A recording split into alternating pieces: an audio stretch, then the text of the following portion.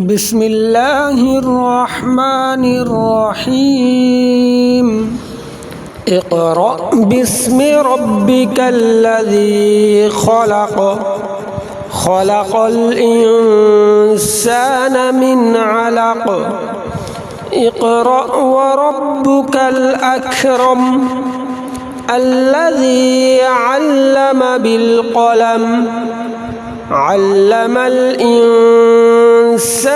ما لم يعلم كلا إن الإنسان ليطغى أن رآه استغنى إن إلى ربك الرجعى أرأيت الذي ينهى عبدا إذا صلى أرأيت إن كان على الهدى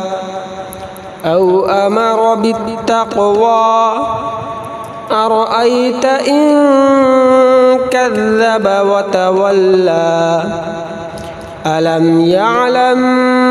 بأن الله يرى كلا لئن لم ينته لنسفعا بالناصية